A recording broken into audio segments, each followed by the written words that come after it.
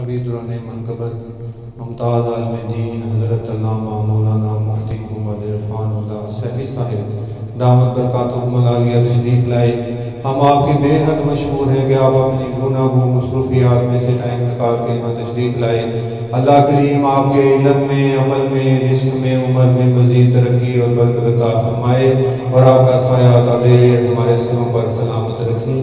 آج کا موضوع سماعت فرما لیں، سیرت غوث ثقلین۔ اب میں بلا تاخیر دعوت خطاب دوں گا ممتاز عالم دین حضرت علامہ مفتی محمد عرفان اللہ سیفی صاحب سے کہ ہم مائی کے قریب تشریف لائیں اور اپنے علمی، تحقیقی اور بصیرت افروز کتاب سے ہمارے قلوب و ذہان کو منور فرمائیں۔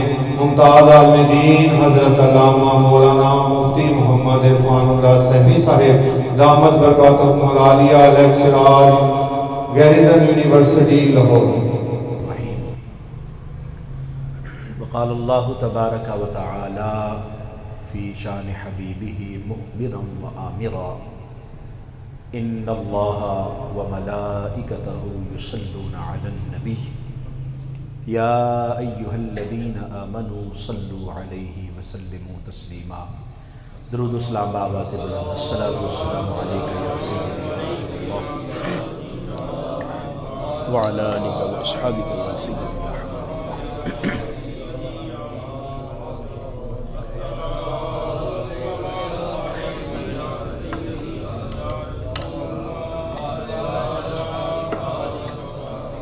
الصلاۃ والسلام علیکہ یا سیدی یا رسول اللہ وعلی آلک و اصحابک یا سیدی یا خاتم النبیین۔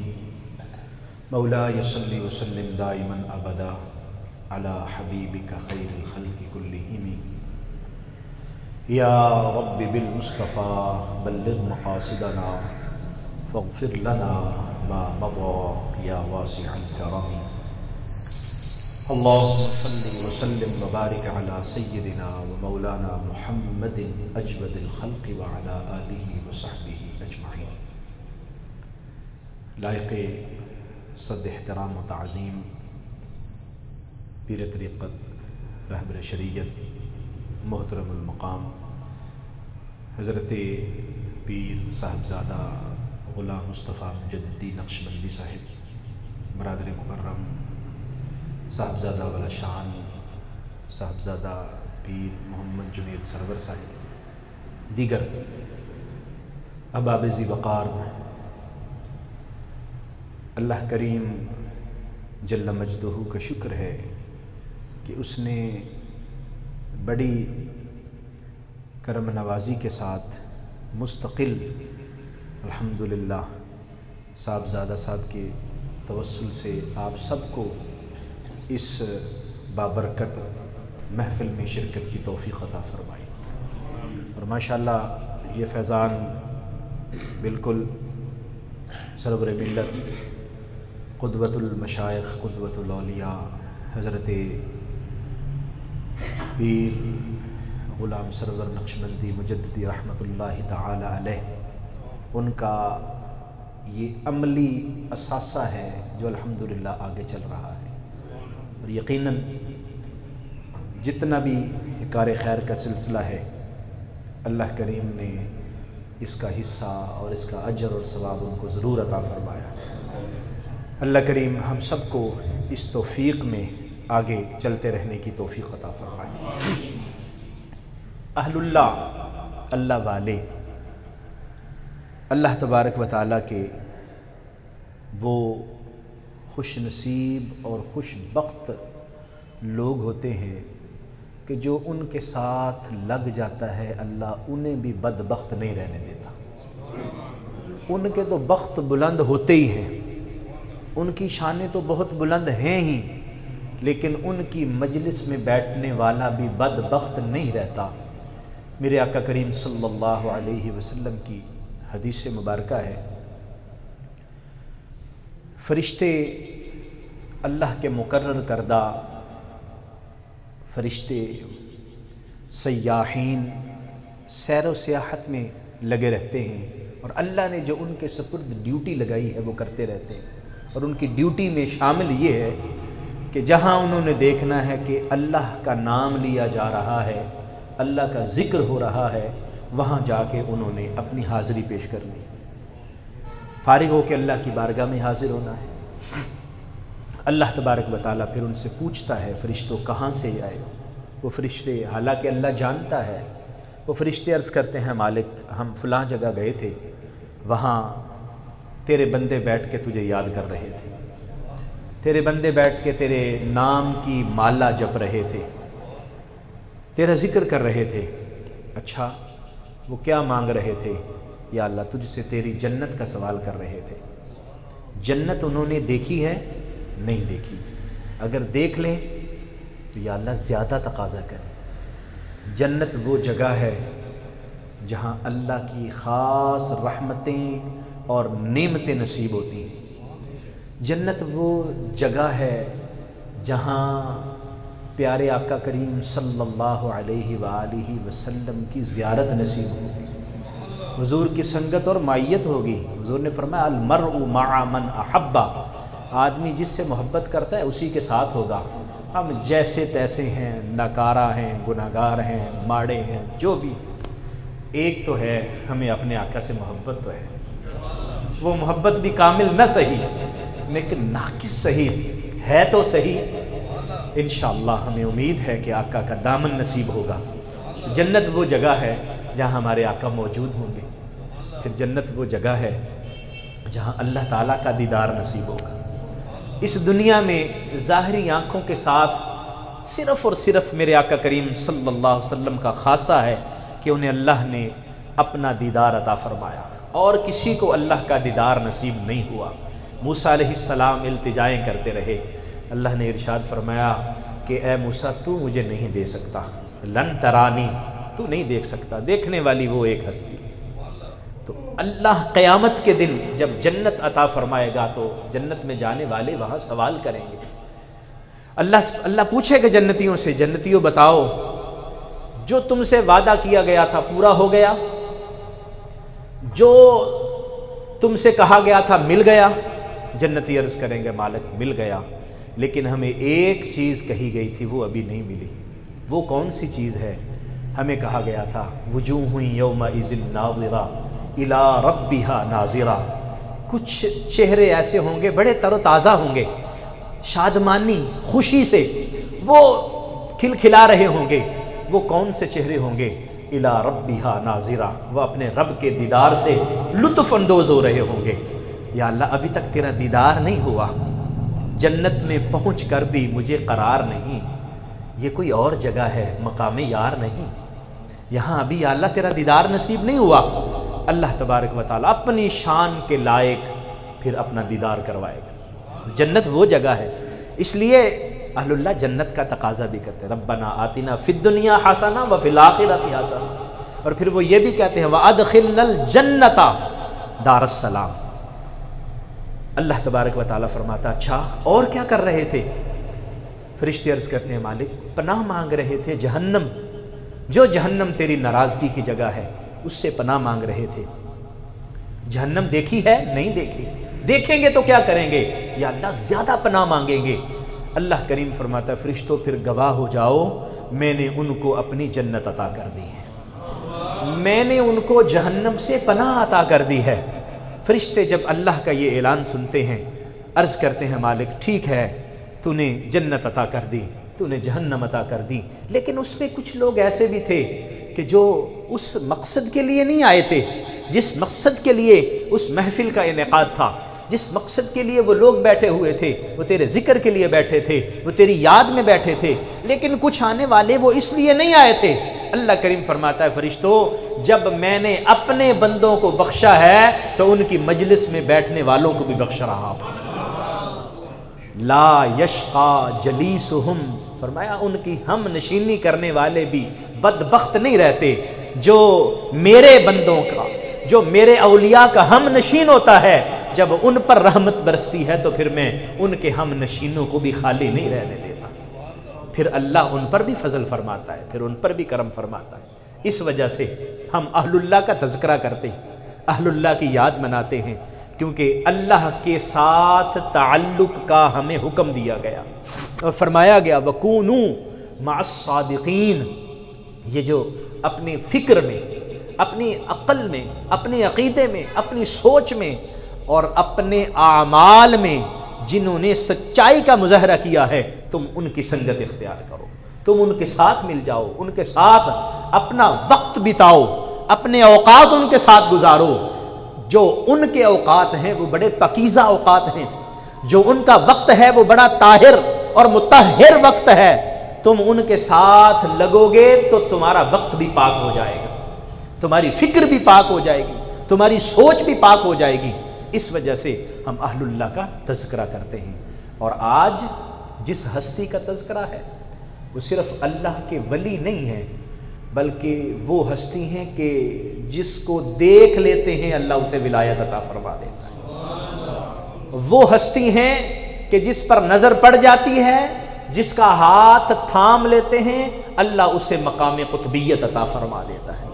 وہ ہستی ہیں جو ان کے ہاتھ میں ہاتھ دے دیتا ہے اور ان کے لڑ لگ جاتا ہے، اللہ کریم اس کو بھی مقام غوثیت عطا فرما دیتا ہے۔ وہ غوث الغیاث، وہ قطب الاقطاب، وہ امام ربانی، وہ غوث سمدانی، شہباز لامکانی، حضور شیخ عبد القادر جیلانی البغدادی رضی اللہ تعالی عنہ۔ آج اس پاکیزہ ہستی کا ذکر خیر ہم کرنے کے لیے بیٹھے ہیں۔ اللہ کریم نے جن کو اولیاء کا سردار فرمایا، جن کو ولیوں کا سردار بنایا، اور ولیوں نے اپنی گردنیں جھکا کے ان کی سرداری کو تسلیم کیا، اور ولیوں نے اپنا تعلق جوڑ کے اللہ سے ولایت کی خیرات مانگی۔ ہمارا تعلق اس ہستی سے ہے، مالک ہماری خالی جھولی بھر دے، اور اللہ نے حضور غوث پاک کے صدقے سے خالی جھولیوں کو مکمل فرمایا، بھرپور فرمایا اور اپنا قرب عطا فرمایا۔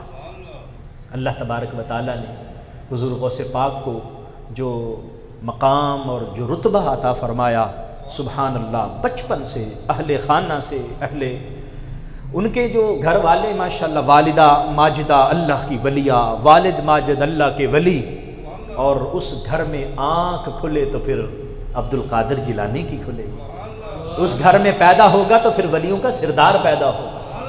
وہ سیب والا واقعہ تو آپ نے حضور غوث پاک کے والد محترم کا سنا جی، حضرت محمد موسیٰ جنگی دوست رحمت اللہ علیہ، سیب کہیں سے بہتا چلا آ رہا تھا، سیب کھا لیا، پریشانی ہوئی کہ یہ سیب میں نے کیوں کھا لیا، میں نے تو اجازت نہیں مانگی۔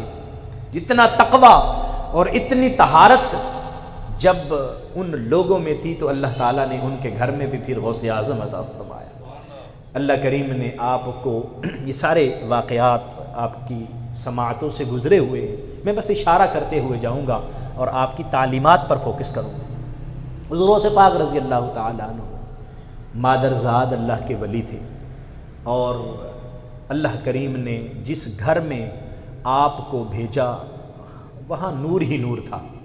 کہیں قرآن کی تلاوت ہو رہی ہے، کہیں نبی کریم صلی اللہ علیہ وسلم کی نعت پڑھی جا رہی ہے، کہیں اللہ کا ذکر ہو رہا ہے، حضور علیہ الصلاۃ والسلام کی حدیثیں سنائی جا رہی ہیں، درس قرآن ہو رہا ہے، والدہ ماجدہ بچیوں کو قرآن پڑھا رہے ہیں، اور اسی ماحول میں قرآن سنتے ہوئے، حدیث سنتے ہوئے حضور غوث اعظم پیدا ہوتے ہیں اور پھر پروان چڑھتے ہیں۔ اور آپ کی معروف وہ کرامت جو رمضان المبارک کے حوالے سے، آپ کی ولادت بھی یکم رمضان المبارک کو ہے، اور رمضان المبارک کا سارا دن آپ دودھ نہیں پیتے۔ کیوں نہیں پیتے؟ رمضان المبارک کا احترام کرتے ہیں، یعنی بچے ہیں، شیر خار بچے ہیں، لیکن جانتے ہیں کہ یہ اللہ کا مبارک مہینہ رمضان ہے، میں نے اس کا احترام کرنا ہے۔ وقت گزرتا ہے، گھر میں تربیت پاتے ہیں، والد ماجد اس دنیا سے رخصت ہو جاتے ہیں، والدہ تربیت کرتی ہیں، نانا تربیت کرتے ہیں، اور علاقے کے جو پڑھے لکھے اور اہل نظر لوگ ہیں وہ تربیت کرتے ہیں۔ جب عمر زیادہ ہوتی ہے، بعض نے 15 سال لکھا، بعض نے 20 بھی لکھا، 18 20 15 باختلاف روایات، آپ کی والدہ ماجدہ آپ کو بغداد شریف بھیج دیتی ہیں۔ اس کا مطلب یہ ہے کہ والدہ ماجدہ سمجھتی تھیں کہ بچہ پیدا ہونے والا اگرچہ ولی پیدا ہوا ہے، اگرچہ اللہ تبارک و تعالیٰ کی خاص نظر اس پر موجود ہے، لیکن آگے بھی رتبے طے کرنے ہیں، آگے بھی منزلیں طے کرنی ہیں۔ آپ نے بھیجا بیٹا جا، اپنے آپ سے جدا کیا، جا پڑھ کے آ، دین کا علم حاصل کر۔ حضور غوث پاک بغداد تشریف لے گئے، رستے میں وہ اشرفیوں والا واقعہ، ڈاکوؤں والا، وہ بھی آپ نے سنا۔ یہ والدہ کی تربیت تھی۔ فرماتے ہیں کہ میں نے 9 سال وہاں بغداد میں رہ کر علم ظاہر حاصل کیا، اہل اللہ سے ملتا رہا، علم باطن سیکھتا رہا، اور پھر اس کے بعد 25 سال تک عراق کے مختلف علاقوں میں جہاں پتہ چلتا وہاں اللہ کا ولی ہے اس کے پاس پہنچ جاتا، وہاں اللہ کا ولی ہے اس کے پاس پہنچ جاتا، اللہ کا نیک بندہ اس کے پاس پہنچ جاتا۔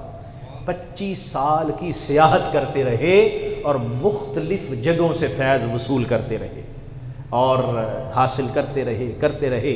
قصیدہ غوثیہ میں فرماتے ہیں درست العلم حتی صرت قطبا، میں علم حاصل کرتا رہا حتیٰ کہ مقام قطبیت پر فائز ہو گیا۔ پڑھتے رہے علم ظاہر اور علم باطن۔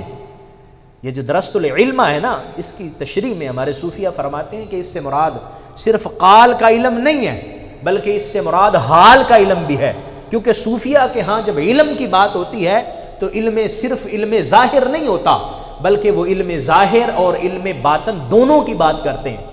تو درست العلم حتی صرت قطبہ، مقام قطبیت پر آپ تو پڑھتے چلے گئے، اور پھر بعد میں اللہ تعالیٰ نے کیا مقامات عطا فرمائے، سبحان اللہ، نہ ہم سوچ سکتے ہیں، نہ ہم وہاں تک پہنچ سکتے ہیں، نہ ہماری فکر میں اتنی پرواز ہے کہ ہم ان کے مقام کو سمجھ بھی سکیں۔ اللہ تعالیٰ نے کیا مقام عطا فرمائے، بس ہم یہ جانتے ہیں کہ وہاں معین الدین چشتی اجمیری جیسے بھی سر جھکاتے نظر آتے ہیں، وہاں حضرت مجدد الفسانی جیسے بھی سر جھکاتے نظر آتے ہیں۔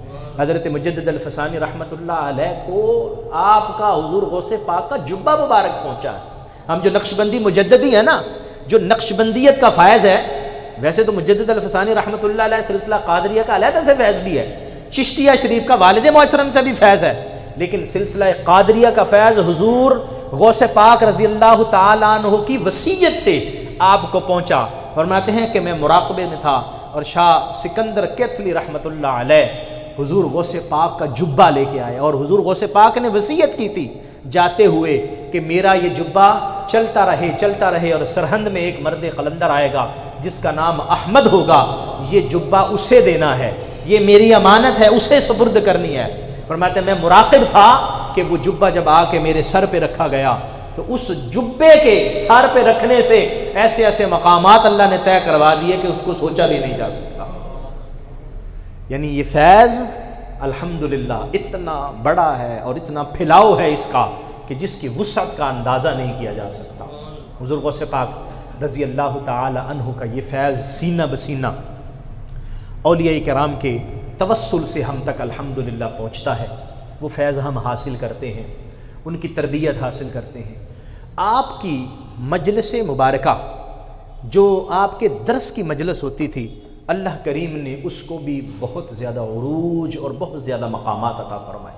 کتابوں میں لکھا ہے کہ آپ جب درس دیا کرتے تھے تو وہ لمبے چوڑے خطبے نہیں ہوتے تھے، وہ خطبے مختصر ہوتے تھے، لیکن ایسے پر اثر خطبے ہوتے تھے۔ آپ واعظ فرماتے، لوگوں کی چیخیں بلند ہو جاتی، آہو فغاں بلند ہو جاتی، سسکیاں تھیں، لوگ سستیاں لے کر روتے تھے، اور یہاں تک کہ لوگ اپنے کپڑے پھاڑ دیا کرتے تھے، یہاں تک کہ لوگوں کے جنازے اٹھ جایا کرتے تھے۔ اتنی وجدانی کیفیت ہوتی اور اتنا تصرف ہوتا تھا آپ کا آپ کے درس پہ، اور ہو کیوں نہ آپ درس دیتے نہیں تھے، پہلے درس نہیں دیتے تھے، پڑھ لیا، اتنا پڑھ لیا، اتنے مقامات مل گئے، لوگ کہتے تھے، مریدین کہتے تھے، شاگرد کہتے تھے حضور آپ درس تو دیا کریں، درس نہیں دیتے۔ آپ فرماتے ہیں میں درس کیسے دوں، میں اصل میں عربی نہیں ہوں، کیونکہ آپ گیلان کا علاقہ جو فارسی علاقہ ہے وہاں سے آپ تشریف لے گئے، اور آپ کی مادری زبان فارسی تھی، تو فارسی ہی آپ کی اصل میں زبان تھی۔ جب وہاں پہنچے، پڑھا، عربی سیکھی، بولتے بھی تھے، سارا کچھ تھا، لیکن پھر بھی گفتگو کرتے ہوئے، بیان کرتے ہوئے جس فصاحت کی ضرورت ہے آپ فرماتے تھے بھی مجھ میں فصاحت نہیں ہے، آپ کی کثرت نفسی تھی، عاجزی تھی، جو بھی کہہ لیں۔ ایک دن سوئے ہیں، نبی رحمت صلی اللہ علیہ وسلم خواب میں تشریف لے آئے۔ حضور علیہ الصلوۃ نے فرمایا میرے بیٹے تم نصیحت کیوں نہیں کرتے، واز کیوں نہیں کرتے، درس دیا کرو، واز کیا کرو۔ عرض کی حضور یہ عربی لوگ ہیں، میں اجمی ہوں، بات کروں گا تو عربی جو ہیں یہ میرا مذاق اڑائیں گے۔ تو حضور علیہ الصلوۃ نے ارشاد فرمایا تم پریشان نہ ہو، اپنا منہ کھولو۔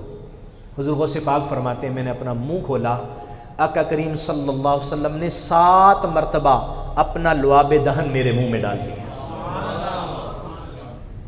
سبحان اللہ۔ پھر مولا علی شیر خدا آ گئے، آپ نے فرمایا بیٹا منہ کھولو، فرماتے میں نے منہ کھولا تو مولا علی شیر خدا نے 6 مرتبہ اپنا لعاب دہن میرے منہ میں ڈال دیا، کیونکہ حضور نے 7 مرتبہ ڈالا تھا، انہوں نے ادباً 1 مرتبہ کم کر کے 6 مرتبہ ڈالا، فرمایا درس دیا کرو۔ پھر فرماتے ہیں کہ اس کے بعد پھر میں نے بیان کرنا شروع کیا، اور آپ کے بیان میں ہزاروں لوگ بیٹھا کرتے تھے، ہزاروں کی تعداد میں، اور کیفیت یہ ہوتی تھی کہ جس طرح پہلی صف میں بیٹھا ہوا شخص آپ کی گفتگو سنتا تھا، اسی طرح آخری صف میں بیٹھا ہوا آپ کی گفتگو سماعت کرتا تھا۔ آپ ہواؤں کو گویا کہ آپ مسخر کر دیا گیا تھا، وہ آپ کی آوازیں لے جا کر ان کے کانوں میں ڈال دیا کرتی تھی، اور وہ پھر آواز صرف کان میں نہیں رہتی تھی، وہ کان سے ہوتی ہوئی سیدھی دل میں اترتی تھی، اور دل میں اترتی تھی پھر عمل کا پیکر بن کر ہم کے سامنے ظاہر ہو جایا کرتی تھی۔ پتہ نہیں کتنے ڈاکوؤں کو پکڑ کے اللہ کی ولایت عطا کر دی، کتنے چوروں اچکوں کو پکا سچا مومن بنا دیا، ہزاروں کی تعداد ہے، اور آپ نے الحمدللہ اپنا علمی سرمایہ ہمیں عطا فرمایا جو آپ کے مریدین کے توسل سے ہم تک پہنچا۔ اب تو الحمدللہ آپ کی تفسیر الجیلانی وہ بھی مارکیٹ میں آ گئی ہے، عربی میں ہے، ابھی سنا تھا اس کا ترجمہ بھی قریب ہے، وہ بھی آ جائے گا، تو وہ بھی آ گئی۔ الفتح الربانی آپ کے ملفوظات عالیہ، آپ کے بیانات کا مجموعہ، اور یہ جو کتاب میرے پاس ہے یہ فتوح الغیب، یہ بھی آپ کے مقالات کا مجموعہ ہے۔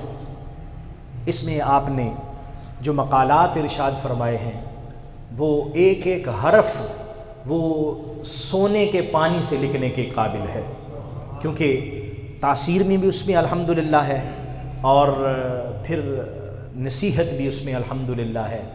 ہم ویسے تو حضور غوث پاک رضی اللہ تعالیٰ عنہ کے ماننے والے ہیں، 11ویں شریف ہر مہینے مناتے ہیں نا جی، اور کھاتے بھی ہیں، لنگر غوثیہ کھاتے ہیں، وہ لنگر آپ نے بنا لیا، وہ میں نے بنا لیا، کسی دوست نے بنا لیا، وہ لنگر جو رزق کی صورت میں الحمدللہ وہ بھی نور ہوتا ہے، بزرگوں کے آستانوں کا جو لنگر ہوتا ہے وہ بھی نور ہوتا ہے، اور وہ لنگر جو ان کے اپنی زبان مبارک سے نکلا ہے اور اپنے منہ مبارک سے، وہ دہن جس کو میرے آقا کریم صلی اللہ علیہ وآلہ وسلم کے لعاب دہن کا شرف ملا، اس مبارک دہن سے، مبارک منہ سے جو الفاظ نکلے ہوں گے سبحان اللہ، پھر ان کے کیا کہنا۔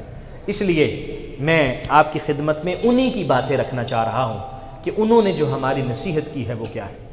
آپ کی جو مبارک سیرت ہے وہ لوگوں کی تربیت کرتے گزری ہے، اور آپ نے اپنی تربیت میں کیسی چیزیں ہمیں ارشاد فرمائی ہیں، چند ایک چیزیں آپ کی خدمت میں رکھ رہا ہوں۔ فتوح الغیب سے حضور سیدنا شیخ عبد القادر جیلانی حضور غوث پاک رضی اللہ تعالی عنہ آپ کی مبارک کتاب سے یہ 33واں مقالہ ہے، المقالۃ الثالثۃ والثلاثون، 33واں مقالہ ہے۔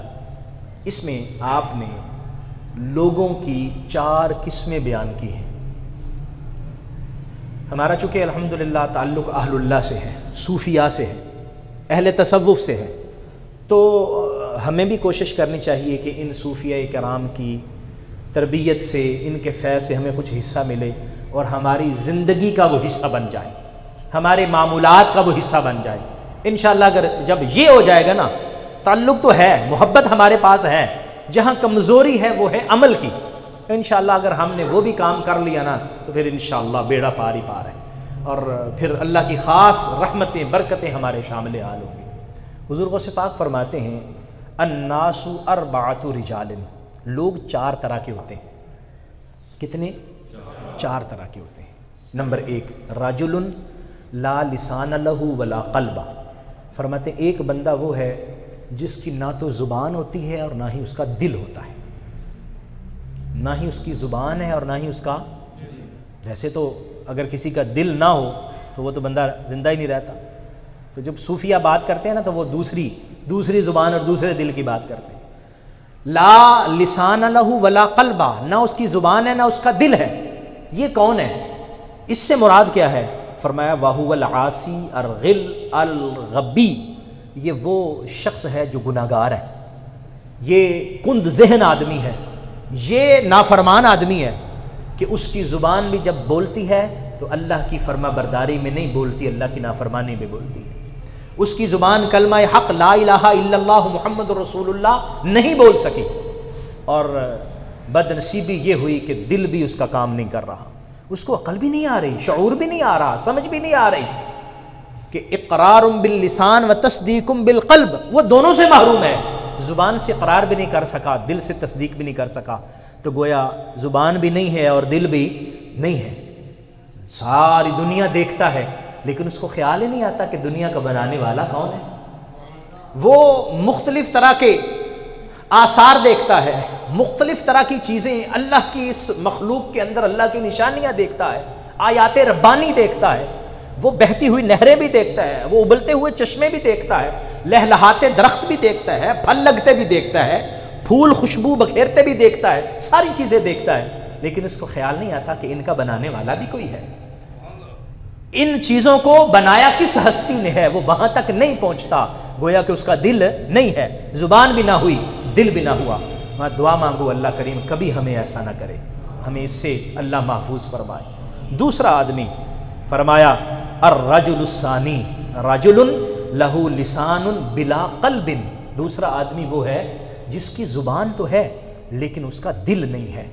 فرمایا یہ بھی بدبختی میں ہے، زبان تو ہے، زبان سے بڑی اچھی اچھی باتیں کر رہا ہے، بڑے اچھے اچھے جملے بول رہا ہے، لوگوں کو امپریس بھی کر رہا ہے، لوگ متاثر بھی ہو رہے ہیں، لوگ اس کے پیچھے بھی آ رہے ہیں، زبان تو کام کر رہی ہے لیکن دل اندر سے کالے کا کالا ہے، دل کام نہیں کر رہا۔ فرمایا یہ منافق آدمی ہے کہ زبان سے تو کچھ اور کہہ رہا ہے اور دل اس کا ساتھ نہیں دے رہا۔ بس دعا مانگو کہ اللہ تعالی ہمیں اس سے بھی محفوظ فرمائے۔ یہ جو دوسرا آدمی، فرمایا حضور صلی اللہ علیہ وسلم کی حدیث آپ نے کوٹ کی، آپ فرماتے ہیں اخوف ما اخاف علی امتی من کل منافق علیہم اللسان، مجھے اپنی امت میں سے سب سے زیادہ جس بندے کا خوف ہے نا وہ شخص ہے کہ جس کی زبان تو ہو لیکن اس کے پاس دل نہ ہو، زبان سے تو بڑی بڑی باتیں ہیں لیکن عمل کوئی نہیں، دل کوئی نہیں، دل میں وہ خیالات نہیں ہیں۔ اور پھر آپ نے ان چیزوں سے پناہ مانگنے کا فرمایا۔ پھر تیسرے آدمی کا حضور غوث پاک نے ذکر کیا، فرمایا الرجل الثالث، تیسرا آدمی کون ہے؟ وہ ہے قلب بلا لسان، یہ وہ آدمی ہے جس کا دل تو ہے لیکن اس کی زبان نہیں ہے، یعنی دل سے مومن ہے، غور و فکر کرتا ہے، اللہ کے انوار و تجلیات کو دیکھتا ہے، اللہ تبارک و تعالیٰ کے آیات میں مشاہدہ کرتا ہے اور اللہ پر پختہ یقین رکھتا ہے۔ اقرار باللسان ظاہری نہیں ہے، تصدیق بالقلب ہے، ایمان اس کے پاس موجود ہے، لیکن وہ لوگوں کو اس طرح باتیں نہیں بتاتا، لوگوں کو اس طرح جو ہے وہ واعظ و نصیحت نہیں کرتا، اور لوگوں کو طرح طرح کی باتیں اس طرح نہیں کہتا۔ وہ کیا ہے؟ فرماتے ہیں کہ ساترہ اللہ عز وجل من خلقہ، اللہ اس کو اپنی مخلوق سے چھپا لیتا ہے، وہ تنہائی میں اللہ کا قرب حاصل کرنے کی کوشش کرتا ہے، دل کے ساتھ اللہ کے ساتھ تعلق کو قائم کرتا ہے، وہ مضبوطی کے ساتھ تعلق کو قائم کرتا ہے۔ فرمایا یہ وہ بندہ ہے اللہ کریم نور قلبہ، اللہ اس کے دل کو نور عطا فرما دیتا ہے، اللہ اس کے دل کو منور کرتا ہے کہ دل اس کا روشن ہے، زبان اس نے تالا لگایا ہوا ہے۔ فرماتے ہیں یہ بندہ بڑا اچھا ہے، بڑا اچھا بندہ ہے، کیونکہ وہ سمجھتا ہے کہ کہیں ایسا نہ ہو کہ میں کوئی ایسی بات کر دوں کہ وہ میرے دل اس کا ساتھ نہ دے اور میں پکڑا جاؤں، تو وہ اپنی زبان پر کنٹرول رکھتا ہے، اپنی زبان کی حفاظت کرتا ہے اور حضور کے اس حکم پر عمل کرتا ہے، کف علیک لسانک، اپنی زبان کو اپنے کنٹرول میں رکھنا، وہ اپنی زبان کو کنٹرول میں رکھتا ہے۔ فرماتے ہیں اسمعوا قول رسول اللہ صلی اللہ علیہ وسلم، حضور صلی اللہ علیہ وسلم کا یہ قول میں نے سنا ہوا ہے، میں سنتا ہوں اس قول کو، من سامتا نجا، حضور نے فرمایا جو چپ رہا وہ کامیاب ہو گیا، وہ چپ رہا وہ کامیاب ہو گیا، ایک چپ تے 100 سکھ، وہ خاموش رہتا ہے لیکن ہے پکا، اندر سے پکا مومن ہے۔ فرمایا کہ یہ بندہ جو ہے نا، یہ بندہ، دعا کریں کہ اللہ تعالی ہمیں بھی ایسا بنا دے، یہ بندہ ٹھیک ہے۔ اور حضور فرماتے ہیں، حضور غوث پاک فرماتے ہیں وَأَسْمَعُ قَوْلَ بَعْضِ الْعُلَمَاء، میں نے بعض علماء کا یہ قول سنا ہے، اللہ کے کسی ولی کا قول حضور غوث پاک یہاں کوٹ کر رہے ہیں۔ انہوں نے کیا فرمایا تھا؟ انہوں نے فرمایا تھا العبادۃ 10 اجزاء، عبادت کے 10 حصے ہیں۔ عبادت کے کتنے حصے ہیں؟ 10 حصے ہیں۔ فرماتے ہیں 9 منہا فی الصمت، ان میں سے 9 حصے جو ہیں وہ خاموشی کے اندر ہیں۔ 10 حصے عبادت کے ہیں اور 9 حصے خاموشی۔ آپ نے کیا عبادت کی ہے؟ چپ۔ تہجد پڑھی ہے؟ چپ۔ وظائف پڑھے ہیں؟ چپ۔ تلاوت کی ہے؟ چپ۔ روزہ رکھا ہے؟ چپ۔ بتاتے ہی نہیں ہے کسی کو پتہ ہی نہیں چلتا کہ آج وہ کون سی عبادت کر کے بیٹھے ہیں، بس وہ لگے ہوئے ہیں اپنی عبادت میں، وہ خاموشی کے ساتھ اپنے اللہ کے ساتھ تعلق کو مضبوط بنائے جا رہے ہیں۔ فرماتے ہیں کہ کیونکہ بتانے کے اندر بہت ساری چیزیں گڑبڑ ہو جاتی ہیں، ریاکاری آ جاتی ہے، دکھاوا آ جاتا ہے، انسان کے عمل اس سے خراب ہو جاتے ہیں، اس لیے فرمایا العبادۃ 10 اجزاء، 10 حصے ہیں، 9 حصے خاموشی میں ہیں۔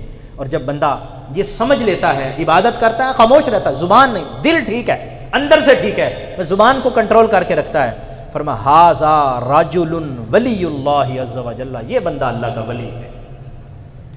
آغاز ہوا، بڑھتا چلا گیا، اللہ تعالیٰ نے اپنی ولایت کے لیے پھر اس کو منتخب فرما لیا، یہ بندہ اللہ کا ولی ہے۔ پھر فرماتے ہیں الرجل الرابع، چوتھا آدمی وہ ہے جس کو اللہ نے دل بھی کمال کا دیا ہے اور زبان بھی کمال کی عطا فرمائی، دل بھی ٹھیک ہے، زبان بھی ٹھیک ہے، دل اللہ تعالیٰ کی معرفت کے اندر غرق ہو چکا ہے اور زبان اللہ کے حکم کے مطابق چلتی ہے، جہاں حکم ہوتا ہے چلتی ہے، جہاں منع ہوتا ہے وہاں رک جاتی ہے، جہاں اس کو حکم ہوتا ہے بیان کرو کرتا ہے، یہاں نہیں خاموش رہتا ہے۔ فرمایا یہ آدمی کون ہے؟ المدعو فی الملکوت بالعظیم، ملکوت کے اندر اس کو عظیم کہا جاتا ہے، عظیم، بڑا، یعنی اس کی عظمت کے ڈنکے اللہ تبارک و تعالیٰ فرشتوں کے اندر بجاتا ہے اور اس کے چرچے فرشتوں میں ہوتے ہیں کہ یہ بندہ وہ ہے جو کمال کا آدمی ہے۔ تو حضور غوث پاک نے ان 4 لوگوں کی ہمیں پہچان بتائی، 4 لوگوں کے بارے میں بتایا۔ ایک وہ جس کا دل بھی نہیں ہے، زبان بھی نہیں، اللہ اس سے بھی محفوظ فرمائے۔ ایک وہ ہے کہ جس کی زبان تو ہے، دل نہیں ہے، اللہ اس سے بھی محفوظ فرمائے۔ اور تیسرا وہ ہے کہ زبان تو نہیں ہے، دل ہے، اللہ ہمیں اس طرح کا بنا دے۔ اور آخری تو سبحان اللہ ہے جی، اللہ کریم اگر ان میں شامل فرمائے تو ماشاءاللہ سبحان اللہ، اللہ تبارک و تعالیٰ کریم ہے، وہ کرم فرمائے تو کیا نہیں ہو سکتا۔ تو حضور غوث پاک رضی اللہ تعالی عنہ نے اگلا جو السادس والثلاثون 36واں مقالہ ہے، اس میں آخرت اور دنیا کے متعلق بڑی خوبصورت بات ارشاد فرمائی، میں آپ کی خدمت میں یہ بھی رکھنا چاہتا ہوں۔ فی بیان الدنیا والآخرہ، دنیا اور آخرت کے بیان کے بارے میں آپ کا یہ مقالہ ہے، اس کا یہ عنوان یہ ہے، بڑی خوبصورت بات فرماتے ہیں اجعل آخرتک رأس مالک و دنیا کا ربحہ، فرماتے ہیں اپنا راس المال آخرت کو بنا لو اور نفع دنیا کو بنا لو۔ میں عرض کرتا ہوں، ہم کاروبار میں پیسہ لگاتے ہیں، 1 لاکھ لگا دیا، 2 لاکھ 3 لاکھ لگا دیا کسی کاروبار میں، وہ جو ہم نے پیسہ کاروبار میں لگایا ہے وہ ہے ہمارا اصل مال، رأس المال جس کو کہتے ہیں، اس سے ہمیں منافع ملتا ہے 2000 4000 10000 جتنا بھی ہو، مہینے بعد 6 مہینوں بعد سال بعد جو بھی طے پائے، وہ جو منافع ہوتا ہے وہ تو اضافی ہے، اصل مال ہمارا کیا ہے؟ وہ 2 لاکھ یا 3 لاکھ جو ہم نے کاروبار میں لگایا۔ حضور غوث پاک کیا فرماتے ہیں اپنا جو بھی سرمایہ ہے نا وہ آخرت کے لیے لگاؤ اور دنیا اس کے نفع میں اللہ تعالیٰ عطا فرمائے گا۔ 3 لاکھ ہمارا پڑا ہوا ہے، نفع ہمیں مل رہا ہے مہینے کے مہینے، 2 مہینوں 10 مہینوں سال بعد، ہمارا اصل پیسہ لگا ہوا ہے، جب چاہیے گا ہم واپس لے لیں گے۔ تو فرمایا اصل جو مال ہے، اصل سرمایہ وہ آخرت ہے، اور جب آخرت کو آپ ٹارگٹ بنا لیں گے تو اللہ دنیا اس کے نفع میں تمہیں عطا فرما دے گا۔ تو گویا ہماری زندگی کا پورا مقصد جو ہے، پوری کی پوری زندگی اس ایک جملے میں سمٹ کے آ گئی کہ ہم نے اپنی زندگی کا ٹارگٹ آخرت کو بنانا ہے۔ آخرت کو بنائیں گے تو دنیا ویسے ہی نفع میں مل جائے گی۔ پھر آگے آپ ارشاد فرماتے ہیں کہ اس کے 3 فائدے ہیں، 3 فائدے۔ وَلَوْ سَلَكْتَ طَرِيقَ الْآخِرَةِ وَجَعَلْتَهَا رَأْسَ مَالِكَ، اگر آپ آخرت کے رستے پر چلتے ہیں اور اپنا ٹوٹل جو بھی کام کریں گا آپ اس کام کا مقصد آخرت کو بناتے ہیں۔ دیکھیے ہماری جو خوبصورت شریعت ہے نا جی، ہماری ٹوٹلی شریعت جو ہے وہ صبح سے لے کر شام اور شام سے صبح 24 گھنٹے، یہ 24 گھنٹے اللہ کی عبادت کے ہو سکتے ہیں۔ نیت کا فرق ہے، سارے اپنے کام پہ جاتے ہیں، کوئی دکان پہ جاتا ہے، کوئی فیکٹری میں جاتا ہے، کوئی کہیں پڑھانے جاتا ہے، کوئی مستری ہے کام کرنے جاتا ہے، کوئی مزدور ہے، کوئی وغیرہ وغیرہ، کسی جگہ جاب کرتا ہے، جاتے تو سارے ہی ہیں۔ اگر نیت یہ ہو کہ اللہ نے ہمیں حکم دیا، ہمارے پیارے نبی صلی اللہ علیہ وسلم نے فرمایا کہ رزق حلال کماؤ اور اپنے بچوں کو رزق حلال کھلاؤ، تو اس مقصد کے لیے 8 گھنٹے 10 گھنٹے 12 گھنٹے 14 گھنٹے کی جو بھی ڈیوٹی آپ کریں گے وہ ساری کی ساری اللہ کی عبادت میں شمار کی جائے گی۔ کسب حلال، رزق حلال کما رہے ہیں نا، وہ عبادت ہے۔ تو مقصد کیا ہوا؟ آخرت، دنیا نہیں ہے۔ پھر آپ گھر میں آتے ہیں، گھر اللہ نے فرمایا گھر والوں کو بھی ٹائم دینا۔ حضور نے گھر والوں کے حقوق کا بھی ذکر کیا ہے، بچوں کو، بیویوں کو۔ حضور نے فرمایا کہ جو تم رزق کا لقمہ اپنی بیوی کے منہ میں ڈالتے ہو، اللہ کریم اس پر بھی تمہیں صدقے کا ثواب عطا فرماتا ہے۔ وہ تو ہماری ذمہ داری بھی ہے نا، بچوں کے لیے رزق کما کے لانا، بیوی کے حقوق ادا کرنا، لیکن اگر ہم حضور کے حکم کے مطابق اس کو کریں گے تو وہ بھی اللہ کی عبادت میں شمار ہوگا، یعنی 24 گھنٹے ہماری عبادت۔ تو نیت کو درست کر لیں گے تو سارے کا سارا آخرت والا ہو گیا۔ فرمایا کہ اگر آپ اپنا ٹارگٹ آخرت کو بنا لیں تو کیا فائدہ کیا ملے گا؟ نمبر 1 فرمایا ربحت الدنیا والآخرہ، دنیا بھی آپ کی بچ جائے گی، آخرت بھی بچ جائے گی۔ آخرت چونکہ مقصد آخرت ہے تو وہ سارے کا سارا آخرت کے لیے جمع ہو گیا، اور دوسرا اس کا فائدہ یہ ہوگا کہ اللہ دنیا میں بھی نفع عطا فرمائے گا، اور تیسرا اور سب سے بڑا فائدہ یہ ہوگا کہ اللہ تعالیٰ کی رضا نصیب ہو جائے گی۔ 3 فائدے، یعنی اگر ہمارے کام کا مقصد آخرت ہوگی تو سب سے پہلے کیا ہوگی؟ اللہ کی رضا نصیب ہو جائے گی، اللہ راضی ہوگا کہ اس نے اپنا ٹارگٹ آخرت بنایا۔ نمبر 2، ہمارا آخرت کے لیے سسٹم جمع ہونا شروع ہو جائے گا، ہمارا مال، راس المال آخرت میں جمع ہونا شروع ہو جائے گا، اور تیسرا اللہ اس کی برکت سے ہمیں دنیا بھی عطا فرمائے گا، دنیا کی نعمتیں بھی عطا فرمائے گا۔ آپ نے کبھی کسی اللہ والے کو نہیں دیکھا ہوگا کہ اس کے پاس دنیا، وہ رکھتے نہیں ہیں لیکن دنیا ان کے پاس چل کے آتی ہے۔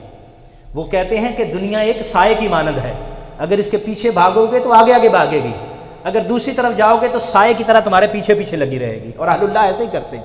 تو فرمایا کہ آخرت کو اپنا ٹارگٹ بناؤ، اور پھر فرماتے ہیں کہ اگر ان اشتغلت بالدنیا واعرضت عن الآخرہ، اگر آپ نے اپنا ٹارگٹ دنیا کو بنا لیا، دنیا میں ہی بس گئے، مصروف دنیا ہی دنیا، سارا دن صبح سے شام تک دنیا کو ہی اپنا سارا کچھ سمجھتے رہے، دنیا ہی بناتے رہے، اور آخرت سے آپ نے اعراض کیا، آخرت کو اپنا مقصد اور نصب العین نہ بنایا، تو نقصان کیا ہوگا؟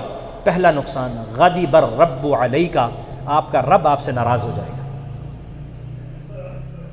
سب سے بڑا نقصان، کوئی بھی بندہ مومن اللہ کی ناراضگی کو افورڈ نہیں کر سکتا، کوئی بھی انسان نہیں کر سکتا، تو پھر ہم کیوں اس طرف جائیں کہ جس سے ہمارا اللہ ہم سے ناراض ہو؟ فرمایا کہ دنیا کو اگر ٹارگٹ بنایا تو اللہ ناراض ہو گیا، وفاتتک الآخرہ، اللہ ناراض ہو گیا، آخرت بھی گئی، برباد ہو گئی آخرت، وتعاست الدنیا علیک، دنیا بھی تنگ ہو جائے گی، اللہ بھی ناراض، آخرت بھی گئی، دنیا بھی تنگ ہو گئی۔ اس لیے فرماتے ہیں کہ حضور غوث پاک رضی اللہ تعالی عنہ فرماتے ہیں کہ بیٹا اپنا مقصد اور نصب العین آخرت کو سنوارنا بنا لو، آخرت کو درست کرنا بنا لو، آخرت کو درست کرنا مقصد بن جائے گا تو دنیا کی ساری نعمتیں بھی اللہ عطا فرمائے گا، اپنی رضا بھی عطا فرمائے گا، اور آخرت میں انشاءاللہ کامیابی بھی اس بندے کے قدم چومے گی۔ کتنی خوبصورت باتیں ہیں جو حضور غوث پاک رضی اللہ تعالی عنہ نے ارشاد فرمائی ہیں۔ اب آپ کے آخری مقالے کی طرف بڑھتا ہوں جو آج کی ہماری گفتگو کا آخری مقالہ ہے۔ ویسے یہ 78 نمبر مقالہ ہے، المقالۃ الثامنہ والسبعون، 78 نمبر مقالہ ہے آپ کا، فی اہل المجاہدہ والمحاسبہ واولی العزم۔ جو لوگ مجاہدے کی طرف آتے ہیں، جو لوگ اہل تصوف بننا چاہتے ہیں، صوفیہ کرام کے ساتھ اپنا تعلق جوڑتے ہیں اور اہل تصوف بننا چاہتے ہیں، اصل صوفی بننا چاہتے ہیں، طریقت اختیار کرتے ہیں، تو اہل طریقت کے یہ 10 اصول ہیں جو حضور غوث پاک نے اس مقالے میں ارشاد فرمائے۔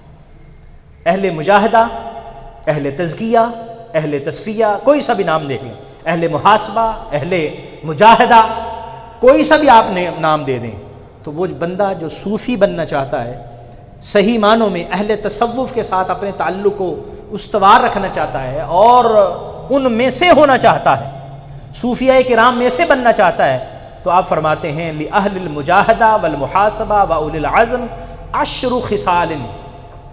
جو آدمی اس راہ پہ آتا ہے اسے 10 یہ عادات اپنا لینی چاہیے، 10 خصلتیں اس کی زندگی کا لازمہ ہونی چاہیے، اس کی زندگی کا حصہ ہونی چاہیے، 10 یہ خصلتیں جربوہا، وہ ان کا تجربہ کریں۔ اور آپ نے وہ 10 خصلتیں بھی بتائی ہیں اور اس کے ساتھ ساتھ اس کے فائدے بھی بتائے ہیں۔ آپ فرماتے ہیں فَإِذَا أَقَامُوهَا وَأَحْكَمُوهَا بِإِذْنِ اللَّهِ تَعَالَى، اگر بندہ ان کو اپنا لے اور ان کو پختہ کر لے، یہ جو عادتیں 10 عادتیں جو آپ نے فرمائی، اگر ان کو پکا کر لے تو کیا ہوگا؟ فرماتے ہیں کہ وَصَلُوا إِلَى اللَّهِ، اسے اللہ کا وصل نصیب ہو جائے گا، اللہ کا قرب نصیب ہو جائے گا، وَالْمَنَازِلِ الشَّرِيفَةِ، اور اللہ بڑی عزتوں والی منزلیں ان کو عطا فرمائے گا۔ وہ 10 چیزیں وہ آپ سماعت فرمائیں، اور میں نہیں سمجھتا ہوں کہ ہم اس پر عمل نہیں کر سکتے ہیں انشاءاللہ، بس تھوڑی سی توجہ کی ضرورت ہے۔ کوئی بہت مشکل باتیں آپ نے نہیں بتائیں کہ آپ کو کہا ہو کہ اب گھر جاؤ اور گھر والی کو کہو اچھا جی اللہ علی اللہ حافظ، تو رہ تے بچے سنبھالتے میں تے چلنا وہ فلاں پہاڑ پہ، مجاہدہ نہیں، آپ نے وہ چیزیں بتائی ہیں کہ جو ہماری روزمرہ زندگی کا حصہ ہیں، اور ہم اگر ان چیزوں کا خیال کریں گے تو انشاءاللہ العزیز ہمیں اس کا فائدہ اور ثمر ملے گا۔ نمبر 1، الاولی اللہ یحلف باللہ عز وجل صادقا ولا کاذبا عامدا ولا ساہیا۔ فرماتے ہیں پہلی بات جو آپ نے پلے باندھ لینی ہے نا، پہلی بات یہ ہے کہ قسم نہیں کھانی۔ پہلی بات کیا ہے؟ وہ مشکل گل تو نہیں ہے، نہیں کھاواں گے، وہ قسم کھانا کوئی کی بن جانا ہے، نہیں قسم نہیں کھانی۔ صادقاً ولا کاذباً، سچی بھی نہیں کھانی، جھوٹی بھی نہیں کھانی۔ عامداً ولا ساہیاً، جان بوجھ کر بھی نہیں کھانی، بھول کر بھی نہیں کھانی، بس قسم والا ورقہ ہی پاڑ دے، نہیں قسم نہیں چکنی، نقصان ہوتا ہے، ہو جائے، قسم نہیں اٹھانی۔ فرماتے قسم نہ اٹھاؤ۔ اور اگر آپ لوگ اس کے عادی بن گئے نا، اس کا فائدہ بھی بتا رہے ہیں، فائدہ کیا ہوگا؟ قسم کھانی نہیں کھانی۔ فَإِذَا اعْتَادَ ذَلِكَ فَتَحَ اللَّهُ بَابًا مِّنْ أَنْوَارِهِ، جو بندہ اس کا عادی ہو جاتا ہے نا، اللہ پھر اپنے انوار کے دروازے اس کے لیے کھول دیتا ہے۔ دیکھیں یہ میں تو آپ کو پڑھ کے بتا رہا ہوں نا جی، وہ انہوں نے کر کے بتائی ہیں، وہ عمل کی بھٹی سے گزر کے ہمیں بتاتے ہیں کہ یہ بات ہے، اس پر عمل کرو، اور وہ جو فائدہ انہوں نے دیکھا، مشاہدہ کیا، وہ ہمیں بتایا، جربو، انہوں نے تجربہ کر کے ہمیں بتایا کہ یہ لے، قسم نہیں کھاؤ گے کیا ہوگا؟ اللہ تعالیٰ انوار و تجلیات کے دروازے کھول دے گا۔ اور یعرف منفعت ذالک فی قلبہ، اور اللہ اس کے دل کے اندر اپنی معرفت کی جگہ پیدا فرما دے گا۔ دوسرا الثانی یجتنب الکاذبہ، جھوٹ بولنے سے اجتناب کرنا ہے، جھوٹ بولنے سے اجتناب کرنا ہے۔ کر سکتے ہیں نا، کوئی بڑی مشکل غلط نہیں، کوشش کر سکتے ہیں، انشاءاللہ کریں گے، انشاءاللہ حضور غوث پاک، ہمارے حضور غوث پاک کا ارشاد ہے تو انشاءاللہ کریں گے۔ جھوٹ بولنے سے احتیاط کرنی ہے، اجتناب کرنا ہے۔ لا حازلاً ولا جادن، نہ مذاق میں جھوٹ بولنا ہے، نہ سنجیدگی میں جھوٹ بولنا ہے۔ مذاق میں ہم بعض اوقات جھوٹ بول دیتے ہیں نا، لطیفہ سنانے کے لیے، لوگوں کو خوش کرنے کے لیے۔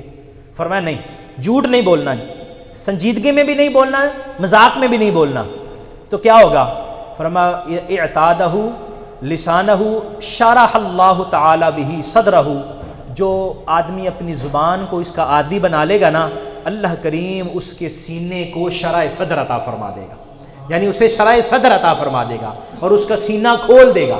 شرح اللہ بہ صدرہ وسطن بہ علمہ، اور سینہ بھی کھل جائے گا اور اللہ تعالیٰ اس میں علم بھی عطا فرما دے گا۔ جھوٹ بولنے سے اجتناب کرنے کی برکتیں کیا ملتی ہیں، یہ حضور غوث پاک نے ارشاد فرمائی۔ الثالثہ، تیسری چیز فرمایا ان یحذر ان یعد احدا شیئا فیخلفہ، آدمی بچے کسی کے ساتھ وعدہ کر کے خلاف ورزی نہ کرے، وعدے کی خلاف ورزی نہ کرے، پہلے تو وعدہ کرے نہ، کر لیا ہے تو اس کو پورا کرے، وعدہ کی خلاف ورزی نہ کرے۔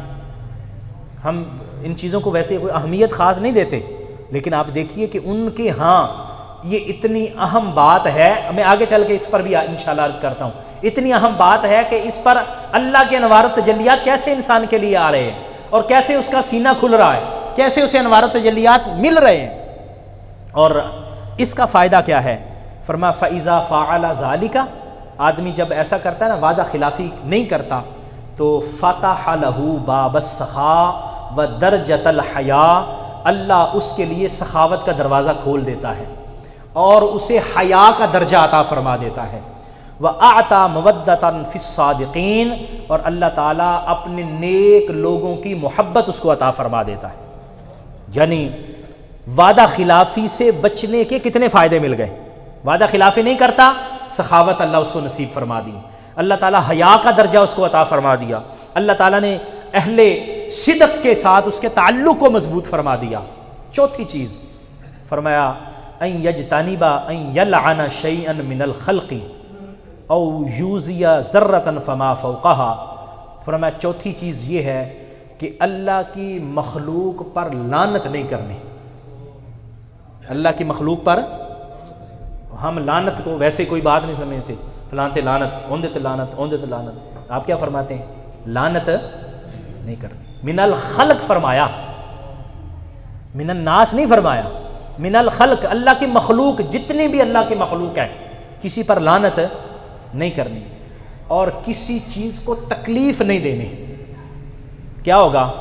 فرمایا لِأَنَّهَا مِنْ أَخْلَاقِ الْأَبْرَارِ وَالصِّدِّيقِينَ، یہ جو کام ہے نا لعنت سے بچنا، یہ اللہ کے جو ابرار ہیں نا اور صدیقین ہیں، یہ ان کے اخلاق ہیں۔ گویا کہ بندہ جو اس کے احتیاط کرے گا وہ ان کے اخلاق کے ساتھ ملنے کی کوشش کر رہا ہے۔ فرمایا تو اللہ اس کا فائدہ کیا دے گا؟ فرمایا لہو عاقبۃ حسنۃ، اللہ اس کا انجام ٹھیک فرما دے گا۔ انجام کی ہم سب کو فکر ہے نا، اللہ ساڈا خاتمہ خیر نہ فرمائے، سب کا خاتمہ خیر سے فرمائے۔ ہم سب کو یہ اللہ تعالیٰ سے ہم دعا بھی کرتے ہیں اور امید بھی رکھتے ہیں۔ فرمایا کہ اس کا ایک نسخہ یہ ہے کہ وہ آدمی کسی پر لعنت نہ کرے، اور نبی کریم صلی اللہ تعالیٰ علیہ وآلہ وسلم نے بھی لعنت کرنے سے منع فرمایا ہے۔ حضور علیہ الصلاۃ والسلام نے فرمایا نا کہ جب بندہ کوئی کسی پر لعنت کرتا ہے نا، لعنت کرتا ہے تو لعنت آسمان کی طرف چڑھتی ہے، بلندیوں کی طرف جاتی ہے، آسمان کی طرف بلند ہوتی ہے۔ جب آسمان کے قریب پہنچتی ہے تو اللہ حکم دیتا ہے دروازے بند ہو جاتے ہیں، اب اوپر تو جا نہیں سکتی، تو پھر نیچے آتی ہے، نیچے آتی ہے، جس بندے پر کسی نے لعنت کی ہوتی نا اس بندے کی طرف وہ لعنت جاتی ہے، اور وہ بندہ لعنت کا مستحق نہیں ہوتا تو پلٹتی ہے اور جو کرنے والا ہے پھر اس کے اوپر آ جاتی ہے۔ اس لیے لعنت کرنے سے اجتناب کرنے کا حکم دیا گیا۔ جب لعنت اس کے اوپر نہیں گئی، کرنے والے پر آ گئی تو پھر اس کا خاتمہ خراب ہو گیا۔ تو لعنت سے بچے گا تو اللہ خاتمہ بھی خیر سے فرما دے گا انشاءاللہ۔ اور بھی اس کے آپ نے جو فوائد ہیں وہ ارشاد فرمائے۔ الخامسہ، پانچویں چیز یہ ہے ان یجتنب الدعاء علی احد من الخلق، پانچویں چیز یہ ہے کہ کسی کو بد دعا نہ دو، کسی کو بد دعا نہ دو۔ وَإِن ظَالَمَهُ، اگرچہ اس نے ظلم ہی کیا ہو، یعنی ظالموں کو بھی بد دعا، دیکھیں نا صوفیہ کرام کی کتنی خوبصورت تعلیمات، حوصلہ، صبر، برداشت، یہ سبق ہے اہل اللہ کا۔ کسی کو بد دعا نہ دو اور کسی کے ساتھ اس طرح کا معاملہ نہ کرو، کیا ہوگا؟ فَإِنَّ هَذِهِ الْخَصْلَةَ تَرْفَعُ صَاحِبَهَا إِلَى الدَّرَجَاتِ الْعُلَىٰ، جو بندہ اس خوبی کا مالک بن جاتا ہے اللہ کریم اس کے درجات میں بلندیاں عطا فرماتا ہے، درجات العلیٰ، اللہ اس کو بلند درجات عطا فرماتا ہے۔ اور کیا ہوتا ہے؟ فرمایا وَإِذَا تَأَدَّبَ بِهَا يَنَالُ مَنزِلَةً شَرِيفَةً فِي الدُّنْيَا وَالْآخِرَةِ، اللہ اس کو بڑا معزز مقام عطا فرماتا ہے دنیا میں بھی اور آخرت میں بھی۔ اور فرمایا وَالْمُحَبَّةَ وَالْمَوَدَّةَ فِي قُلُوبِ الْخَلْقِ، پھر اللہ لوگوں کے دلوں میں اس بندے کی محبت کو پیدا فرما دیتا ہے۔ اہل اللہ کی محبت ہمارے دلوں میں کیوں ہوتی ہے؟ ہم انہیں جانتے بھی نہیں ہیں، نہ خاندان کا پتہ، نہ کوئی آگے کا پتہ، نہ پیچھے کا پتہ، لیکن اللہ کا ولی ہے، ہم ان سے محبت کرتے ہیں۔ کیوں کرتے ہیں؟ بس یہ چیزیں ہیں جو ان کی محبت ہمارے دل میں ڈال دیتی ہیں۔ السادسہ، چھٹی چیز، میں اللہ یقطع شہادت عن احد من اہل القبلہ بشرک ولا کفر، فرمایا اہل ایمان کو مشرک اور کافر نہیں کہنا۔ اللہ یقطع، زبان کے ساتھ کسی کو کافر اور مشرک نہیں بنانا۔ یہ بھی آج کل بڑے سوکھے پرچون کے حساب سے چیزیں ملتی ہیں۔ کفر اور شرک کی مشینیں ہیں، مشین گنے ہیں جو چلتی جا رہی ہیں اور لوگوں کو دھڑا دھڑ کافر اور مشرک بنائی جا رہی ہیں۔ صوفیاء کرام نے ہمیں کیا سکھایا، اہل اللہ نے ہمیں کیا سکھایا؟ تم اس بات کو چھوڑ دو، فلاں کافر ہے کہ مشرک ہے، یہ تمہارا، یہ مفتیان کرام کا کام ہے۔ اللہ نے جن کو اہل فتویٰ بنایا ہے، جو علم کے اس مقام پر فائز ہیں، وہ ان کو چھوڑ دو، وہ کافر کہیں مشرک ہے وہ ان کے پاس چھوڑ دو۔ لیکن ہم جیسے لوگ کیا، کسی کو کافر نہ کہیں، کسی کو مشرک نہ کہیں۔ جب وہ یہ کرے گا نا، اور منافق بھی، ولا کفر ولا نفاق، منافق بھی، تینوں، یعنی مشرک بھی، کافر بھی، منافق بھی، آپ نہ کسی کو کہیں۔ فَإِنَّهُ أَقْلَبُ لِلرَّحْمَةِ، کیونکہ یہ عمل اللہ کی رحمت کو قریب کر دیتا ہے، اللہ کی رحمت کو قریب کرتا ہے۔ اللہ کا جو مخلوق ہے نا، حضور نے فرمایا الخلق عیال اللہ، اللہ کی مخلوق اللہ کا کنبہ ہے، اللہ کی مخلوق اللہ کا کنبہ ہے، اور اللہ کو وہ بندہ سب سے زیادہ پسند ہے جو اس کے کنبے کے لیے زیادہ اچھا ہے، زیادہ بہتر ہے، زیادہ نفع بخش ہے۔ تو ہم اللہ کے کنبے کو کافر مشرک کہتے رہیں، پتہ نہیں ہے کہ وہ ہے یا نہیں ہے۔ تو اس لیے وہ اہل علم جو اس مقام پہ فائز ہیں، جو افتاء کے اس رتبے پر فائز ہیں، یہ منصب ان کے پاس اچھا لگتا ہے۔ ہر بندہ اس قابل نہیں ہے، ہر بندہ اہل فتویٰ نہیں ہے، ہر بندہ مفتی نہیں ہے۔ ویسے تو میں بھی اپنے نام کے ساتھ مفتی لگوا لیتا ہوں، لیکن مفتی کیا ہوتا ہے، اہل فتویٰ کیا ہوتا ہے؟ وہ وہی ہوتے ہیں جو اس مقام کی باریکیوں کو سمجھتے ہیں، جانتے ہیں۔ اس لیے فرمایا یہ ان کے سپرد کر دو، یہ ان پر رہنے دو۔ اور السابعہ، ساتویں چیز، فرمایا ان یجتنب النظر الی المعاصی، فرمایا کہ گناہوں کی طرف دیکھنے سے اجتناب کرو۔ اللہ نے جس چیز کی طرف دیکھنے سے منع کیا ہے نہ دیکھو۔ اس کا فائدہ کیا ہوگا؟ اللہ کریم نیک کاموں کی رغبت تمہارے اندر پیدا فرما دے گا، تم نیکی کی طرف راغب ہو جاؤ گے، نیکی کرنے کی طرف دل کرے گا، یار یہ نیک کام میں کر لوں۔ اور مع ما یدخرہ اللہ من خیر الآخرہ، اور یہ جو کام بھی ہوگا اللہ آخرت میں تمہارے لیے اس کا ذخیرہ فرما لے گا، اور یہ جمع ہو جائے گا آخرت میں آپ کے لیے۔ اور آٹھویں چیز فرماتے ہیں یجتنبا ان یجعل علی احد من الخلق منہ معونۃ صغیرہ ولا کبیرہ، کبھی بھی اللہ کی مخلوق کو مشقت میں نہ ڈالو، مشقت میں چھوٹی ہو یا بڑی ہو، مشقت میں ڈالنے سے بچاؤ جہاں تک بچا سکتے ہو۔ یہ نہ کہو کہ بھی یہ اندے سر تے میرا کی، اب کہیں کام کر رہے ہو نا، آفس میں کام کر رہے ہیں، کہیں ویسے کام کر رہے ہیں، تو ہم اگر یہ کوشش کریں کہ میرا کام بھی اندے سر تے پہ جائے، میں نہیں، بلکہ لوگوں کی مشقت کم کرنے کی کوشش کریں۔ جس طرح میں نے ابھی حدیث سنائی، اللہ کا کنبہ اللہ کی مخلوق ہے، اور مخلوق کے ساتھ اچھا برتاؤ کرنے والا اللہ کو بڑا پسند ہے، اس لیے فرمایا کہ مشقت میں نہ ڈالو، بلکہ لوگوں کی مشقت کو کم کرنے کی کوشش کرو، آسانیاں کرنے کی کوشش کرو۔ آپ لوگوں کے لیے آسانیاں کریں گے، اللہ کریم آپ کے لیے آسانیاں پیدا فرمائے گا۔ اور اس کا فائدہ کیا ہے؟ فرمایا کہ جب بندہ اس پر عمل کرتا ہے یقوی علی الامر بالمعروف والنہی عن المنکر، اللہ تبارک و تعالیٰ اسے امر بالمعروف اور النہی عن المنکر کی تقویت عطا فرماتا ہے۔ یہ بھی ایک بندہ مومن کا اور امت مسلمہ کا فریضہ ہے۔ اللہ نے قرآن میں فرمایا نا کنتم خیر امت اخرجت للناس، تم یعنی حضور کی امت بہترین امت ہو۔ کیوں؟ تمہیں لوگوں کے لیے پیدا کیا گیا۔ اخرجت للناس تأمرون بالمعروف وتنہون عن المنکر، تم لوگوں کو نیکی کا حکم دیتے ہو اور برائی سے روکتے ہو۔ تو لوگوں کو نیکی کا حکم دینے بعض اوقات بندہ نہیں دیتا، برائی سے نہیں روکتا۔ فرمایا کہ جو بندہ یہ عمل کرے گا، لوگوں کے لیے مشقتیں کم کرے گا، اللہ کریم اس کے اندر یہ ملکہ بھی پیدا فرما دے گا۔ اور 9ویں چیز فرمایا ینبغی لہ ان یقطع طمعہ من الآدمیین، 9ویں چیز یہ ہے کہ وہ لوگوں سے اپنا طمع نہ رکھے، کسی سے لالچ نہ رکھے۔ فلاں بندہ مجھے یہ دے گا، فلاں سے مجھے یہ فائدہ ہوگا، فلاں سے مجھے یہ فائدہ ہوگا۔ لوگوں کے ساتھ طمع نہ جوڑے، کسی سے لالچ نہ رکھے، بلکہ طمع رکھے تو کس سے رکھے؟ فرمایا وہ طمع اللہ سے رکھے کہ اللہ مجھے عطا فرمائے گا، اللہ مجھے دے گا۔ اور ویسے بھی ہمارے جو صوفیہ کرام ہیں ان کا ایک مشہور مقولہ ہے، نہ طمع، نہ منع، نہ جمع، یہ 3 باتیں ہیں۔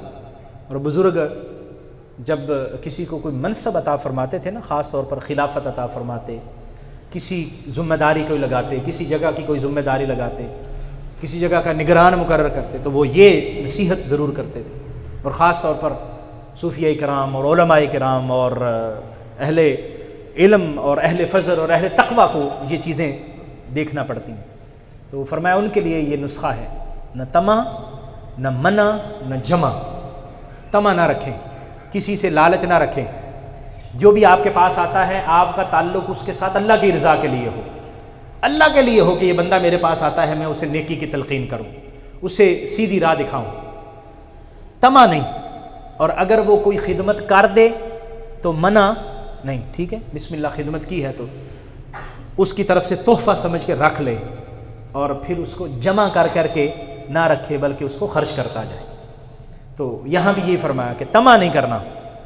تو کیا کرے؟ فرمایا کہ جب وہ یہ نہیں کرے گا اللہ تعالیٰ اس کے توکل کو مضبوط فرما دے گا۔ اور وَهُوَ مِن بَابِ أَبْوَابِ الثِّقَةِ بِاللَّهِ عَزَّ وَجَلَّ، یہ جو باب ہے نا، یعنی یہ جو عمل کرنے والا وہ اللہ پر یقین میں بڑا مضبوط ہو جاتا ہے، اللہ پر پختہ یقین ہوتا ہے، اس کو پختہ یقین ہوتا ہے یہ میرا کام ہے، یہ ہو جائے گا، مجھے اتنی چیزیں چاہیے اللہ عطا فرمائے گا۔ اور الحمدللہ ہم نے دیکھا ہے، مشاہدہ کیا ہے، اللہ کے نیک بندوں نے توکل کیا ہے، اللہ تعالیٰ نے کبھی ان کے بھروسے کو توڑا نہیں ہے، اللہ ان کی سوچ سے بڑھ کے عطا فرماتا ہے، ہماری سوچ سے اللہ بڑھ کے عطا فرماتا ہے۔ ہمیں توکل تو کرنا چاہیے، ہمیں لوگوں کے طمع کی بجائے اللہ کے ساتھ اپنے تعلق کو مضبوط رکھنا چاہیے۔ اور 10ویں چیز آپ فرماتے ہیں التواضع، عاجزی، انکساری، تواضع 10ویں چیز ہے، یہ اختیار کرے، وہ تواضع اختیار کرے، اللہ کریم اس کو اپنی رضا والے، وہ جو راضیہ اور مردیہ والا مقام ہے نا، اللہ کریم پھر اس کو نصیب فرمائے گا۔ تواضع، عاجزی، اللہ تعالیٰ نے علم عطا فرمایا، اللہ نے فضل عطا فرمایا، اللہ تبارک و تعالیٰ نے تقوی کی دولت عطا فرمائی، اللہ تعالیٰ نے ولایت عطا فرمائی، اللہ تعالیٰ نے اتنے کمالات عطا فرمائے ہیں۔ تو جس درخت کو جتنا پھل لگتا ہے نا، جتنا پھل وزنی ہوتا ہے وہ درخت اتنا ہی جھکتا چلا جاتا ہے، اور جو درخت بالکل سیدھے ایسے اکڑے ہوئے کھڑے ہوتے ہیں نا ان کو کوئی پھل نہیں لگتا۔ نہد شاخ پر میوہ سر بر زمین، جس شاخ کو پھل لگتا ہے نا وہ جھکتی چلی جاتی ہے۔ وہ کسی نے بڑی خوبصورت بات کی تھی، وہ کہا تھا کہ تواضع کا طریقہ صاحبو سیکھو صراحی سے، تواضع کا طریقہ صاحبو سیکھو صراحی سے، کہ جاری فیض بھی ہے اور جھکی جاتی ہے گردن بھی۔ صراحی چینک کبھی دیکھا چائے ڈالتے ہوئے، وہ چائے کا فیض بھی دے رہی ہے اور گردن بھی جھکی جا رہی ہے، اور جتنی گردن جھکی ہے فیض بھی اتنا زیادہ جا رہا ہے۔ وہ دھار وہ جو پانی کی یا کاوے کی یا چائے کی دھار اگر آپ بڑھانا چاہتے ہیں تو اس کو اور جھکا دیتے ہیں۔ تو جو زیادہ فیض دینا چاہتا ہے، زیادہ آگے علم پہنچانا چاہتا ہے، خیرات علم کی آگے پہنچانا چاہتا ہے، تو جتنا جھکتا جائے گا اللہ اس کے فیض کو اتنا ہی عام فرماتا جائے گا۔ اور پھر آگے آپ اس کی تھوڑی سی وضاحت کرتے ہیں، میں چاہتا ہوں کہ 2-4 منٹ میں یہ وضاحت عرض کر دوں۔ آپ نے فرمایا کہ یہ جو تواضع والا ہے نا، تواضع کون کرے گا؟ تواضع وہی کریں گا نا جس کے پاس کچھ ہے۔ جڑے مسکین کو کچھ ہے نہیں، نہ ان کو مال، نہ ان کو علم، نہ ان کو تقوی، نہ فیض وغیرہ، ایک عام آدمی ہے، تو وہ کیا تواضع کرے گا؟ تواضع وہی کرے گا نا جس کے پاس کچھ ہے۔ فرمایا تواضع کرو، ہر بندے کے سامنے تواضع کرو۔ ان کان صغیرن، اگر وہ بندہ چھوٹا ہے نا، بچہ ہے، اس کو بھی تواضع سکھائے، وہ تواضع کرے۔ بچہ کیسے تواضع کرے؟ فرمایا وہ یہ تواضع کرے کہ اللہ نہ کرے کہ میں اگر بڑی عمر میں ہو گیا اور اللہ تعالیٰ کی نافرمانی کر بیٹھا تو اللہ تعالیٰ مجھ سے ناراض نہ ہو جائے، اور اللہ تبارک و تعالیٰ سے کا شکر ادا کرے، یا اللہ تیرا شکر ہے تو نے مجھے ابھی چھوٹا رکھا ہے اور اپنی نافرمانی سے محفوظ فرمایا ہوا ہے۔ وَإِن كَانَ كَبِيرًا، اگر بڑا ہو گیا تو وہ چھوٹوں سے اپنی تواضع کرے، یعنی جو چھوٹا ہے وہ بڑوں کے سامنے تواضع کرے کہ یہ بڑے ہیں، انہوں نے مجھ سے زیادہ پڑھا ہے، انہوں نے مجھ سے زیادہ عبادت کی ہے، اللہ کی بارگاہ میں ان کا رتبہ بڑا ہے، تو ان کے سامنے تواضع کرے۔ اور اگر بڑا ہے تو وہ چھوٹوں کے سامنے تواضع کرے۔ کیسے؟ فرمایا وہ اس طرح تواضع کرے کہ یہ بندہ جو ہے اس نے ابھی گناہ مجھ سے کم کیے ہیں، کیونکہ اس کی عمر کم ہے، میری عمر زیادہ ہے، میں نے اللہ کے زیادہ دن یہاں گزارے ہیں اللہ کے دیے ہوئے، اس لیے مجھ سے نافرمانیاں زیادہ ہوئی ہوں گی، اس لیے اللہ کریم جل مجدہ نے اس سے دنیا میں تھوڑے دن دیے ہیں، اس کی نافرمانی تھوڑی ہے، میری زیادہ ہو سکتی ہے، اس کے سامنے تواضع کرے۔ اور فرمایا وَإِن كَانَ عَالِمًا، اگر عالم ہے نا تو پھر بھی تواضع کرے، اور اس کی تواضع کیا ہے کہ کہیں ایسا نہ ہو کہ میں علم کی وجہ سے پکڑا جاؤں اور یہ بندہ علم نہ ہونے کی وجہ سے بچ جائے، کل قیامت کے دن اللہ فرمائے تینوں تے پتہ سی، تو تے عالم سا، او تے بندہ نہیں سی جاندا، تو تے ادھر آنا، اس بندے کو نہ معلوم ہونے کی وجہ سے، نہ واقفیت ہونے کی وجہ سے چھوڑ دے، یہ ذہن میں سوچے۔ اور جو جاہل ہے وہ عالم کے سامنے تواضع کرے کہ اللہ نے اسے علم عطا فرمایا، اللہ تبارک و تعالیٰ نے اسے رتبہ عطا فرمایا اور میں جھک کے رہوں۔ بلکہ حضور غوث پاک اس سے اگلی بات فرماتے ہیں وَإِن كَانَ كَافِرًا، اگر آپ کے سامنے کوئی کافر ہے نا، اس کے سامنے بھی اپنا تکبر اور غرور نہ بتاؤ، میں مومن ہوں، میں عالم ہوں، میں یہ ہوں، میں صوفی ہوں، میں وغیرہ وغیرہ، کافر کے سامنے بھی نہ کرو۔ کیوں؟ کیونکہ فرمایا کہ ہو سکتا ہے کہ کل اللہ اسے ایمان کی دولت عطا فرما دے اور تیرے کسی عمل کی وجہ سے تجھ سے ایمان کی دولت چھن جائے، تو پھر تیرا علم کدھر گیا، تیرا تقوی کدھر گیا، تیری عبادت کدھر گئی؟ وہ ایمان گیا تو سب کچھ گیا۔ اور وہ بندہ جو ابھی کافر ہے، ابھی مومن نہیں ہوا، اللہ اسے ایمان کی دولت عطا فرمائے، پھر وہ تقوی اختیار کرے، پھر وہ اللہ کی عبادت کرے، تو کس رتبے پر پہنچ جائے گا؟ تو عالم، متقی، پرہیزگار، وہ بھی عاجزی اور تواضع کرے، اور مسلمان کافر کے سامنے بھی اپنے آپ کو بڑا نہ بنائے، کیونکہ اللہ تبارک و تعالیٰ کی لاٹھی بڑی بے آواز ہے، یعنی آدمی اپنے آپ کو بڑا کسی جگہ پر بھی نہ بنائے، جھک کے رہے۔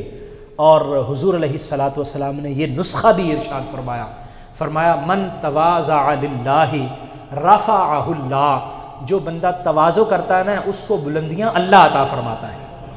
وہ ہم جن بلندیوں کو ڈھونڈ رہے ہیں، ہم جن بلندیوں کو تلاش کر رہے ہیں، وہ بلندیاں عاجزی میں ہیں، انکساری میں ہیں، جھکنے میں ہیں، اور اللہ کریم کو وہی بندہ پسند ہے جو جھکا ہوا ہے، وہی بندہ پسند ہے جو انکساری کرنے والا ہے، عاجزی کرنے والا ہے۔ اور فرمایا وَهَذَا بَابُ الشَّفْقَةِ، یہ جو ہے شفقت کا دروازہ ہے، اور اگر بندہ اس پر عمل کرتا ہے تو اللہ کریم جل مجدہ اس کو اپنے خاص لوگوں میں شامل فرما لیتا ہے، اس کو پھر اللہ تعالیٰ بلند درجات اور بلند رتبے عطا فرماتا ہے۔ یہ وہ 10 چیزیں تھیں جن کو حضور غوث پاک نے فرمایا کہ ہمیں ان پر عمل کرنا چاہیے، ان پر ہمیں کرنا چاہیے۔ اور میں یہ بات آپ کی خدمت میں عرض کروں کہ حضور غوث پاک نے یہاں پر سب سے پہلے جن چیزوں کا حکم فرمایا وہ اپنی زبان کو پاک رکھنے کے حوالے سے ہیں۔